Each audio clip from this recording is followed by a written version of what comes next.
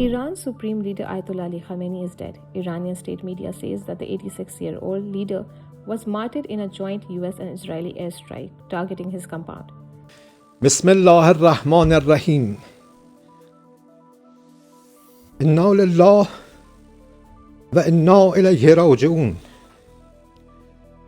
ملت بزرگ ایران، روح بلند پیشوای ملت بزرگ ایران و پیشقراول امت اسلامی حضرت امام خامنه ای با نوشیدن شهد گوارای شهادت در ماه مبارک رمضان به ملکوت اعلی پیوست.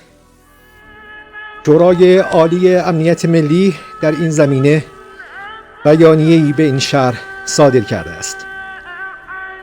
بسم الله الرحمن الرحیم. روح بلند پیشوای ملت بزرگ ایران و آزادی خواهان جهان و امت اسلامی حضرت امام خامنه ای قدس الله نفسه الزکیه به ملکوت اعلی پیوست و به آرزوی دیرینی خیش رسید و به تأسی از جد بزرگوارش امام علی صلوات الله علیه و سلامه علیهما در ماه مبارک رمضان با سر دادن ندای آسمانی فست و به رب الکعبه به ساحت مقدس الهی واصل گردید و شهد گوارای شهادت را در این ماه مبارک نوش نمود. US President Donald Trump confirmed the attack earlier, saying that Iranian leaders couldn't escape American intelligence and tracking systems. If confirmed in full, this is one of the most consequential political assassinations in the modern Middle Eastern history. Because Khamenei was not just a president or a symbolic leader. For more than 3 decades, he was the Islamic Republic of Iran. Khamenei became Iran's supreme leader in 1989 after the death of Ayatollah Ali Khamenei, the architect of the 1979 Islamic Revolution. While Khamenei created the revolutionary system, it was Khamenei who built the state that exists today. He ruled Iran longer than any leader since the revolution and oversaw its transformation into a regional military power. Before becoming supreme leader, Khamenei served as Iran's president during the brutal Iran-Iraq war of the 1980s. That war deeply shaped his worldview. Iran felt isolated. Western countries backed Saddam Hussein. Chemical weapons were used against Iranian forces. From that moment on, Khamenei believed Iran could only survive through strength, self-reliance, and constant defense against external threats, especially the United States. Under Khamenei's Islamic Revolutionary Guard Corps, or IRGC, evolved into the most powerful institution in Iran. It became not only a military force, but also an economic and political empire. Khamenei promoted what he called a resistance economy, reducing dependence on the West and surviving sanctions through internal production. At the same time, Iran expanded its influence beyond its borders through what became known as the Axis of Resistance. This network included Hezbollah in Lebanon, armed groups in Iraq, the Syrian government under Bashar al-Assad, Hamas in Gaza, and Houthis in Yemen. The strategy was simple: push Iran's defensive line far beyond its own territory.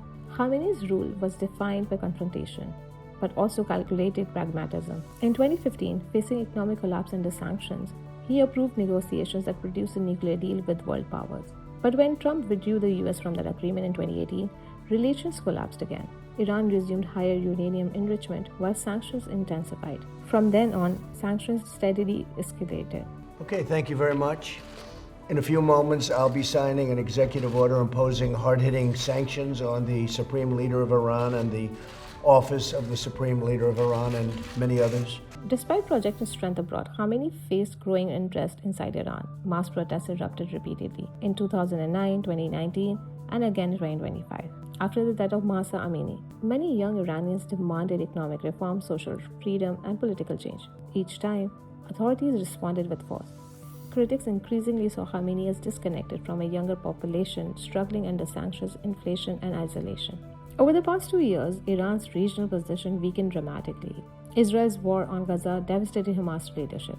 Hezbollah suffered major losses in Lebanon, and the fall of Syria's Assad government disrupted Iran's regional supply routes. Israel intensified strikes against Iranian commanders and nuclear infrastructure. In 2025, direct conflict between Iran and Israel escalated into open war lasting nearly 2 weeks, with the United States later striking Iranian nuclear facilities. Since then, Washington has steadily increased military deployments across the Middle East. On February 28, President Trump announced what he called a major combat operation inside Iran, openly signaling support for regime change. Major combat operations in Iran. Our objective is to defend the American people by eliminating imminent threats from the Iranian regime, a vicious group of very hard, terrible people. Hours later, confirmation came from the Iranian media that Khamenei was dead. Unlike President or Prime Minister, Iran's supreme leader sits at the very top of the system. He controls the military, judiciary, intelligence services, and ultimate foreign policy decisions. His death creates an immediate power vacuum. Iran's assembly of experts must now appoint a successor. Possible outcomes include a rapid transition to another clerical leader, increased dominance by the IRGC, or internal elite power struggles. Each scenario carries risks not just for Iran but for the region. The immediate danger is escalation. Iran may retaliate directly against US or Israeli targets. Regional proxy groups could launch attacks. Oil markets and global shipping routes could face disruption. For the region and beyond, instability in the Gulf directly affects energy prices, trade routes, and economic stability. At the same time, uncertainty inside Iran could trigger protests, repression, or even wider political upheaval. For supporters, Khamenei represented resistance and national independence. For critics, he symbolized repression and decades of isolation. But regardless of perspective, his death marks the end of an era that defined Middle Eastern geopolitics for more than 35 years. The question now is no longer about Khamenei himself. It is about what comes after him, and whether Iran moves towards confrontation, transition, or transformation. Because tonight, the balance of power in the Middle East has fundamentally changed.